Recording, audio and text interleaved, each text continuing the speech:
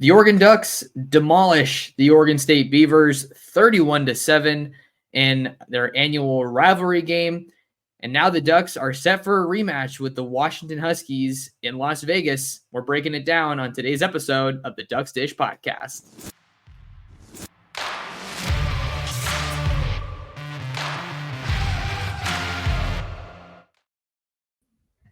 And we're back like we never left. Oregon fans, what's going on? How we living?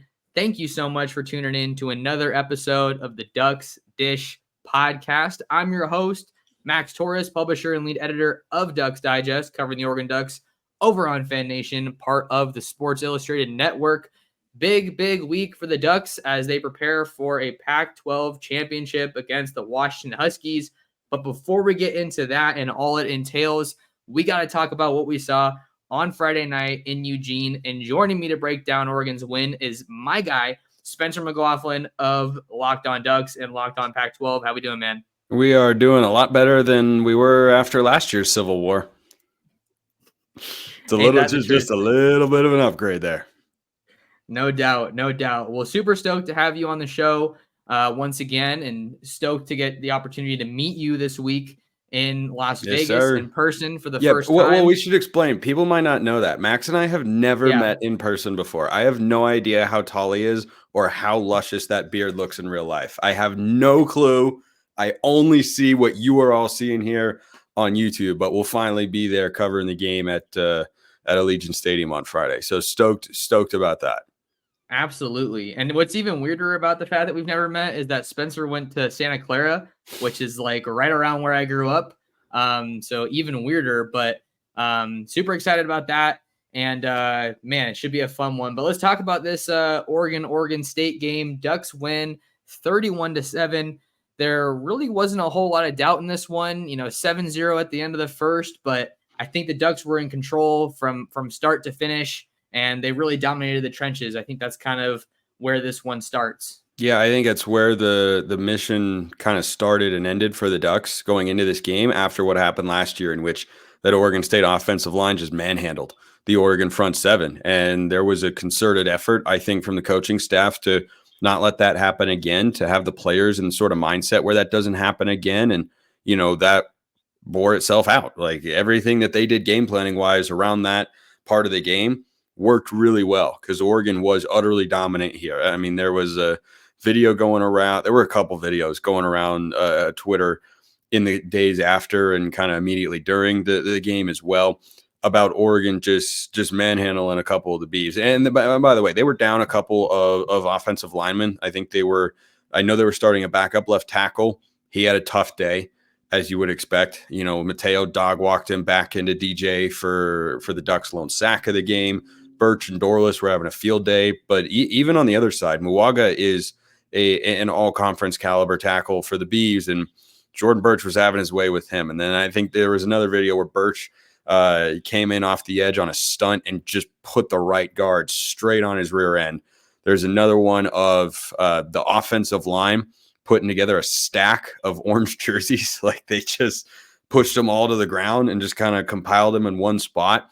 It was on the Bucky Irving receiving touchdown. So there were a lot of moments like that where Oregon was just the better team up front. And that showed in the game when you control the line of scrimmage on both sides of the ball. That's how it's going to look. DJU was under constant pressure and Oregon was able to throw the ball at will. Why? Well, because Bo Nix is hard to tackle, but Bo Nix wasn't under pressure super often. I think there were a couple moments where his legs, helped keep the play from becoming a sack, but I think that was just a really, really good performance from the Ducks on both sides. And I think the offensive and defensive lines are where that all started. No doubt. I think the biggest statement that Oregon sent in this one, I think it's twofold. You have to start with the play of the defensive line, just stifling that Oregon State rushing attack. They only had 53 yards on 24 carries. That comes out to 2.2 yards per carry. So Damian Martinez and Deshaun Fenwick, Fenwick only had one carry the whole game. So it was really Damian Martinez. He had to feel like he was just going up against a wall every time he had the ball. So that was a massive statement for them. And then to talk about what the offensive line was able to do, Oregon State, I know you were talking about it on your show a little bit. They did a pretty good job taking away the run from Oregon, but that's why this team's special. They're not one-dimensional. They said, okay, you want to do that? We're just going to throw it all over you. And I think the best play that really kind of put that into perspective was it was a dump off to Bucky, but like Bo wasn't under pressure at all. Every offensive lineman was pancaking their assignment. And like, I don't know, just the way that Bo kind of froze in the pocket on that one was like really cool to me. And I don't know, it seemed like it was a little bit of flair and like style points for that one, but Oregon was able to do exactly what they wanted to. They did run Bo Nix a little bit, only 6 carries, but that was more, I think, than we've seen for most of the year. And he had that awesome touchdown run. So I really liked what we saw from Oregon on both sides of the ball. And they were it's more of the same of what we've seen this year, just a really balanced, efficient team. I feel like I'm kind of going back and forth between both sides of the ball, but maybe I'm a little bit rusty. I haven't done this in a couple days, so you'll have to forgive me. Yeah, you're all good. I think that the balance of this Oregon team has been on display really each of the last several weeks. And that's as the running game has deteriorated, by the way.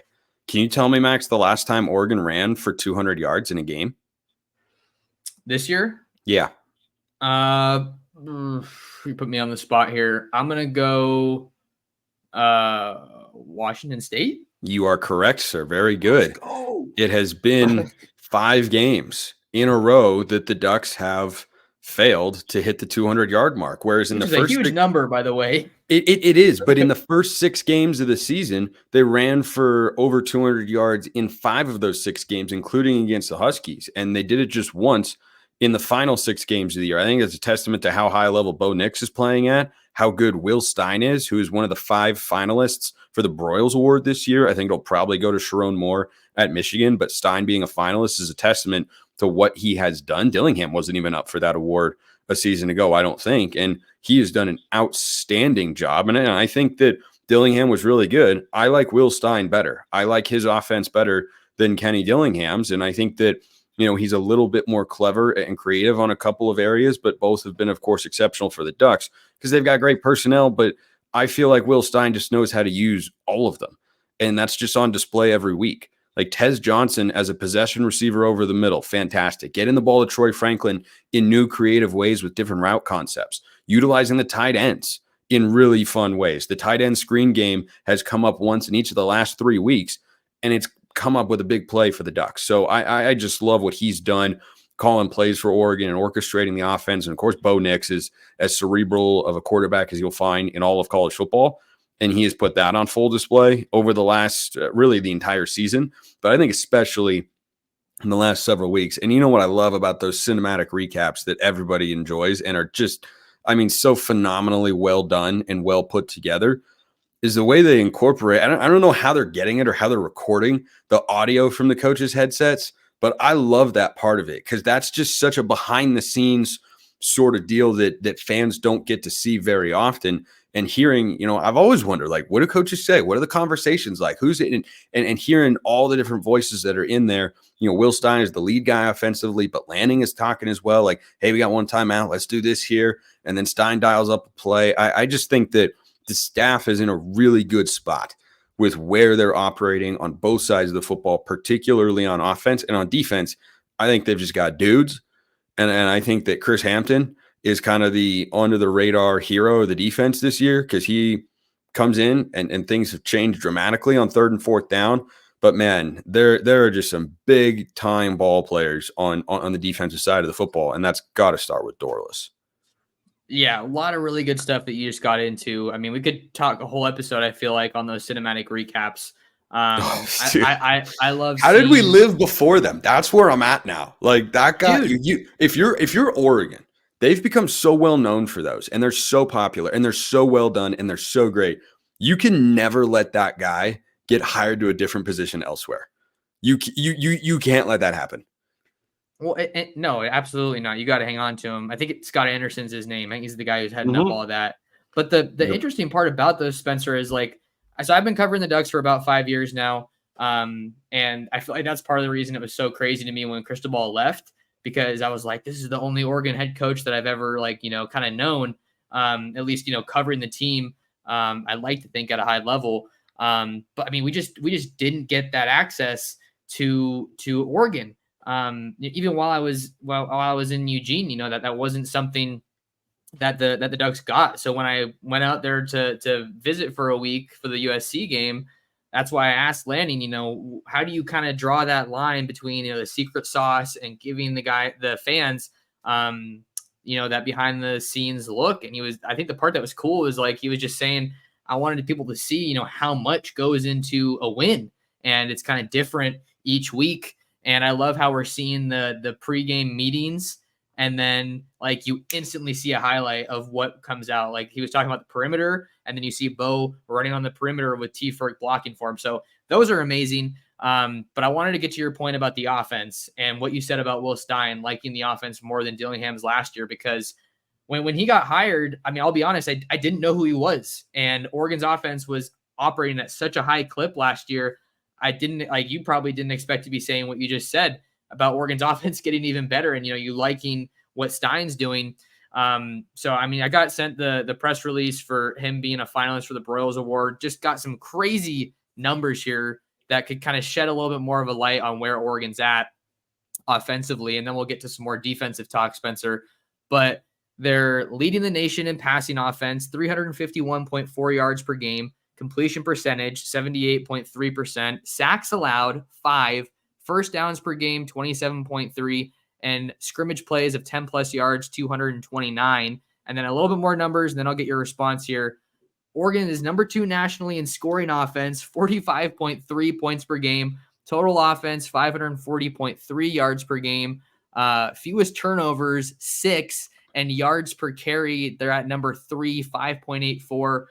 I don't know why, but I felt like when I was working this morning, it kind of dawned on me just how crazy of a year they're having and how special of a season it's been for the Ducks. Yeah, I think it's been unfolding kind of week by week in the way that the season has gone. You just kind of build up the anticipation after every game because you're going, okay, these guys are really, really good. And that's a good Oregon State football team, by the way. Make no mistake about it. Oregon made them look not very good. That's just the way that Oregon has been playing. And we've seen Oregon coaches have oftentimes their best year as a head coach in their second season in Eugene. And boy, it feels like Dan Lanning is having one heck of a year right now. We don't know if it'll be his best during his tenure at Oregon, however long that ends up being. I suspect it'll be quite a while. Especially, in his second year, he's getting taste of like, okay, so this is what we can accomplish here as a head coach and as a staff with the Ducks. And there's still, it feels like even more to come. But everything is working right now on both sides of the ball. I mean, situationally, they're great, offense and defense. They run the ball, they stop the run. They throw the ball, they defend the pass. They get after the quarterback, they protect their own. Like, you just look at what they have, and the biggest weakness, I think there are 2 weaknesses with this team, and we all know what number 1 is, and that's that Camden Lewis is in his head, and it sucks. You feel for the kid, but this game against Washington better not come down to a field goal, because I'll have negative confidence that he will make the kick. I don't frankly care how long it is. I don't care if it's an 18-yarder. I'm going to be ridiculously nervous, but certainly if it's anything over 30, he hasn't made a field goal of over 30 yards in what, 2 months? I mean, he's missed a field goal now. This is a real stat, Max. He's missed a field goal in 6 of Oregon's last 7 games. And then there was the bad snap against Arizona State. So I take that out of the calculation there. But, that 34-yarder against the Beavs, or the 30, I think it was a 35 or 34-yarder against USC, you got good conditions. You're at home. And those aren't even like high pressure kicks. Those are just kicks to put the game apparently or seemingly out of reach, and I just worry. And it's clearly been since that Washington kick. He missed it. Oregon loses, and it's gotten to him. There's just no other way to put it. So I think that's concern number 1. Although that concern only comes into play, I think, against Washington if the Ducks keep committing penalties, because that continues to be a big problem for Oregon. They've had 105 penalties thrown against them or called against them in conference play, and that's a lot. It's among the most in the country, and that's something that has to be cleaned up, because if you give Washington second and third chances, we know what happens at this point. It's pretty wild that they have those two inconsistencies, given how strong of a team they are. I think Lewis struggling is obviously a huge bummer, especially, as someone who's gotten to talk to him a little bit from my time covering the team. He's an awesome kid. But that is the reality that they find themselves in. He's made 10 of his 16 field goals on the year. That is and not a good percentage. Not a good percentage. Long of 45. He's made all of his extra points, 61 of 61. But given that, I mean, you can't find a consistent kicker anywhere in college football. It feels like it's so much more unpredictable than the NFL. I think we can probably agree on that one. Guys from the NFL are just better. Well, it's more unpredictable than the NFL. That much is for sure.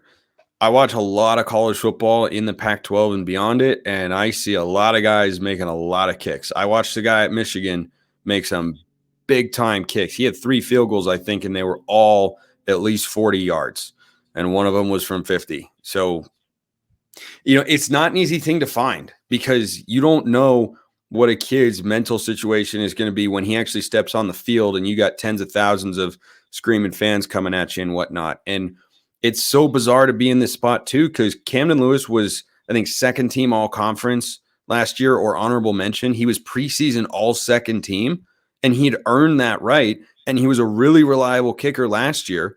He was, I think, 14 of 17 and 2 of those that might've been the year before. I don't remember, but he had a good season kicking the ball last year. And then he came out, and in week 2, by the way, don't forget, he won the Texas Tech game.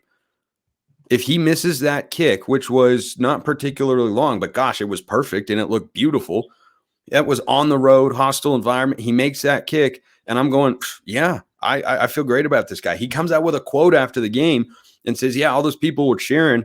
And I was just thinking to myself, man, they're all about to be so sad because I'm going to drill this kick, and I'm getting fired up about a kicker. I was fired up about it. And how could you not be? That's what all the evidence was. But it turns out it just takes one kick to shatter your confidence, and that is where he's at. He's drifting the ball to the right every single time, and it's a problem. And hopefully Oregon just plays well enough to where the game against the Huskies doesn't come down to that. Hopefully that's the case, because if you do, you just can't feel good about Oregon in that spot.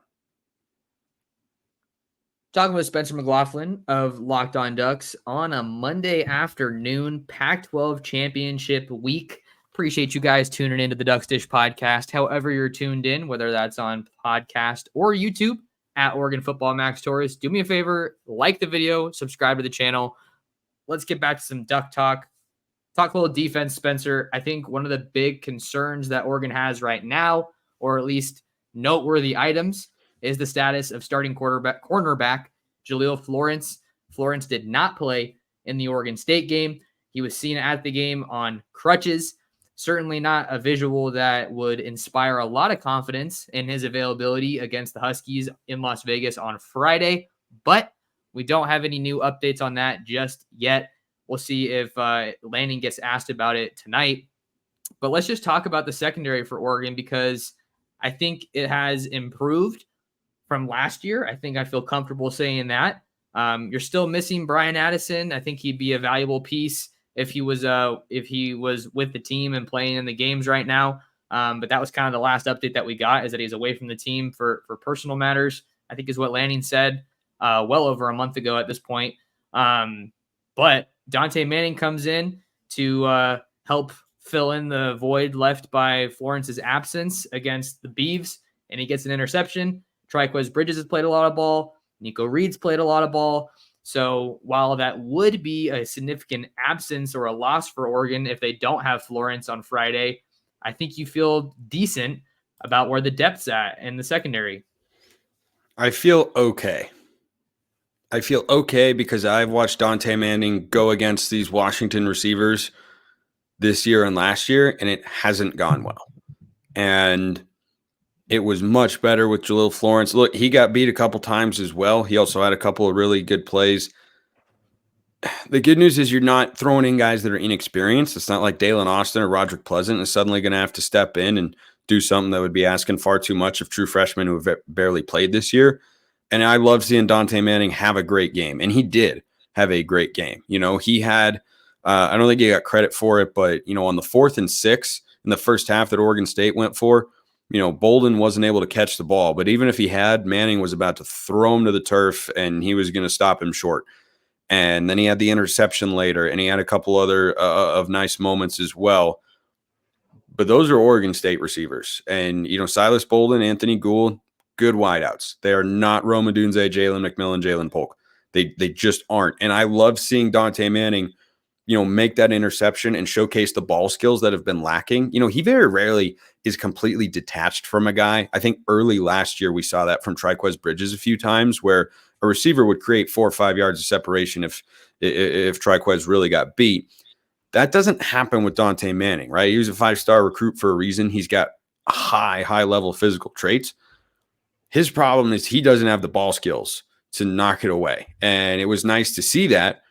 I just struggle getting fully confident in him when I know that he could be doing a one-on-one with Rome Odunze and Michael Penix throwing the ball. Penix is a better thrower than DJ. Odunze or McMillan or Polk are better receivers than anybody that Oregon State has. So, it's an encouraging sign, but I like Kyrie Jackson a lot. I think that number 2 corner spot, if Jalil Florence is not coming back, which doesn't look like he is, given that he was on crutches last week, that worries me. That legitimately worries me. And I think Oregon safeties this year in coverage have been pretty up and down. I think Tysheem Johnson especially has had a propensity to get beat a few times, and that is the thing that worries me the most. The secondary worries me the most, and that's not great because Washington's strength is, of course, it's wide receivers, and you're not going to have rainy conditions because you're inside in Las Vegas. You're not going to have anything to slow down Washington from throwing the football like against Oregon State when they had to deal with a rainstorm. You're going to have to show up and make plays, and hopefully Oregon's up to the task. And Oregon, I think we expect them to do a good job in the trenches, but yeah, the thing that sucks about Michael Penix is he can kind of neutralize that because he gets the ball out so darn quickly. And I think something that helps Oregon in this matchup is that they've played these guys before. They have film to study from that first matchup, even though it obviously didn't go their way. But it's not like they're seeing these guys for the first time. And we know how hard it is to beat the same team in the same season. And I think that I agree with you with the secondary. The secondary was honestly my biggest concern heading into the year for this Oregon team. That's not to say that they were bad, but I just didn't think that they were on the same level as the D-line, as the linebackers. But they've played a lot of ball together, so that's good. But yeah, there's no doubt that that's going to be the biggest matchup in my mind when they take the field at Allegiant Stadium. Yeah, I think so. And you got to be able to pressure Michael Penix. That is just, that's the way it is. You know that if he has time to throw, his receivers are so good and he can just throw it up and let him go make a play. Just give him a chance. That's advantage offensive player every single time. That's how Oregon fans would feel about Troy Franklin for sure. And, that's just what they have at Washington with their receivers. But here's the thing with Penix, he's made a couple plays outside the pocket this year, but he's not a particularly mobile guy. He's had a couple of injuries and surgeries in his career. He is deadliest from the pocket, but Arizona State was the first team to kind of show the blueprint of how to slow down the Washington offense, and that is blitz up the middle and force Penix to get off his spot. Because if you're just trying to pressure from the edge, they've got really good really, really good tackles. Troy Fautanu and I forget the other guy's name, but they've both. I think Rosegard. Yeah, that sounds right. Those two guys are really good. The interior of the offensive line, they have a young center who's done well, but is not as good as the tackles, and their guards are the weak spots. And that's where Oregon has got to be able to exploit. They have to be able to get pressure up the middle because that is how Penix, can get a little iffy with his footwork. I think that's why you've seen some more high throws from him in the last couple of weeks. It's how you disrupt the flow of their offense and everything that they want to do. I think that's, a big key for the Ducks. Frankly, I thought the defense played very well up in Seattle. And they didn't have the final drive they were looking for, but up until that point, they allowed just 7 points in the second half. And I think that if they can replicate that sort of formula, that sort of physicality up front that they showed against Oregon State, who also have a good offensive line, although it was banged up, then I think Oregon can do well in this game. we're getting into some of our Pac-12 title game early thoughts. And God, one thing that I can't help feeling here, Spencer, I kind of hinted at it a little bit with how hard it is to beat the same team in the same season. That's not necessarily me saying I think Oregon's going to win. I do think Oregon's going to win, but I'm not necessarily saying that's the only reason why. Another big part of it, when I just think about this Washington team, they're good. They are a good team. I will not take anything away from them. But man, I can't help but get the feeling that they've been just skidding by the skin of their teeth. All They that have been. matters is that you win. All that matters is that you win. I know people are going to be like, oh, but we're undefeated, whatever. But it's like, you just look at how they're winning. Washington State dropped 2 interceptions in that last drive, it felt like, or late in the fourth, whatever it was, when I was watching some of that game. And I get a little bit of the feeling this isn't a perfect comparison, but you know how Utah, like, they just kept pulling it out until they ran into Oregon? Utah was really banged up. They didn't have their starting quarterback. That's not the situation with Washington, but it just feels like the dam is close to breaking, in my opinion, because they're just not dominating opponents, and you see those weaknesses that are showing up for Washington that maybe aren't showing up for Oregon. It's at a neutral site. I think that helps Oregon as well, helps kind of level the playing field from that regard. And we know that both fan bases are going to travel, but 12-0, it doesn't tell the whole story of this team. And I think it probably makes them look better optically than I think they really do look. Yeah, I think they've definitely taken a step back in the last few weeks, and you can point to any number of things to try and find a reason for it. Their defense has struggled at times, for sure. They've protected Michael Penix well, but not as well as they did, I think, in the first half of the season. I haven't seen the sack numbers, but I think the pressure numbers have been a lot greater than they were. They are not a completely one-dimensional offense. Dylan Johnson is a much better running back than people realize. I think he's been really, really good for the Huskies this year, but they're definitely not, as balanced as an Oregon, for instance, offensively. And, I think the other thing too is they have been playing down to the level of their opponent, but they've played up to the level of their opponent as well. They did that against the Ducks, and they were favored in that game. They won. Oregon is now a substantial favorite, and I think it's reflective of Washington showing some cracks in the dam and not playing their best football all the time. I don't expect Washington to come out and play the way they did against Arizona State. I don't think that that's the sort of effort you're going to see from the Huskies. Yeah, they have been scraping by, and it does feel like they're due for a loss. They've just been winning so many one-possession games, not just this year, but last year as well. But that's a credit to their coaching staff as well. They're incredibly good situationally. They're incredibly prepared, and they execute at a really high level. So if this game does end up being close, I would not feel good about, I would not feel good about the Ducks' chances there. But Oregon is playing at a higher level week in and week out than the Huskies are, and they are more capable than Washington of not allowing the game to come down to one play, one possession, one field goal, or anything like that. But if it does, teams like Washington sometimes just keep on finding a way, and the Huskies have been doing that every single week. Exactly, they have. So that's why I feel like I'm trying to look at this with a level head, because they're Oregon's rival. But if you just look at the stats, you look at the performances, Oregon is playing better football since they played in October in Seattle. Kind of final thoughts here, Spencer, then we'll get you out of here. I look at the cinematic recaps and how the Ducks are playing, and Bo Nix, Dan Lanning, they just look a different type of locked in to me. I don't really know how to describe it. Maybe it's just because Bo is so comfortable. He knows what's happening. He's making the checks that he needs to pre-snap. Dan has these guys pretty locked in, taking it one series at a time. And, there's nowhere to run, nowhere to hide, like just kind of that savage mentality of trying to pounce on their prey. And I think that's something that really gives me some confidence in the Ducks right now. I love their mentality. I think it's been on display each of the last several weeks. They come out ready to go on both sides of the ball, and they have been starting strong and finishing strong. Whether that's the Utah game, the Oregon State game, the Arizona State game, like it hasn't mattered. Oregon has come out and really set the tone, early on and just kind of establish it and then stayed there. Like they come out and say, we're going to play at this level and we're not going to fall off of it. And that level is really high because of the talent that they have on the roster. So, I fully expect the Ducks to come out ready to roll. I am really nervous for the game because a lot of things can still go against the Ducks in this one, because Washington's a very good team with a lot of really, really good players. And I think the other thing too that has me worried is there is a psychological component to this team. Look at the way they have lost to Washington the last couple of years. You got to be able to overcome that. I think that Dan Lanning, the culture he's establishing in Eugene, is a really, really good one, and they're capable of doing so. But I think that's kind of an under-the-radar hurdle for the Ducks in this spot. If they can get past that, though, I think they win by 10 points. There you go. All right. Yeah, I'm super excited to get out there to Vegas. I get in on Friday morning. Never covered a game in Allegiant Stadium, so that'll be pretty exciting.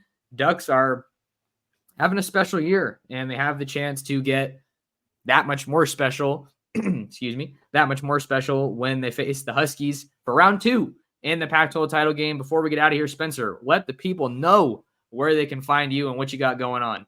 I host Locked On Ducks and Locked On Pac-12 Monday through Friday on YouTube and wherever you get your podcasts, and almost always have reaction shows on Saturday night. I will have that on Friday night as well, whatever happens in Las Vegas, where I'll be covering the game. And I'm on Twitter at Smalls_55. If you ever want to pop in there and just say hello or say I suck, you are free to do either one. It's free country. Well, I doubt very much that many people are telling you suck, because you are absolutely killing it. Spencer has a huge channel, and he's just doing great stuff, super consistent, and I love having him on. If you guys want to find more of me, you can follow me on Twitter and Instagram at mtorresports. You can subscribe to my YouTube channel at Oregon Football Max Torres. We're on the road to 3K, and I really appreciate the support that you guys have been showing. And make sure to read all of my stuff over on Ducks Digest, covering Oregon football and Oregon football recruiting. I know we're all focused on what's happening on the field, but we are less than a month away from the early signing period. And you know recruiting is my bread and butter. So if you want that, I got plenty of it for you. We're going to get out of here. And until next time, thank you guys so much for tuning in to another episode of the Ducks Dish Podcast.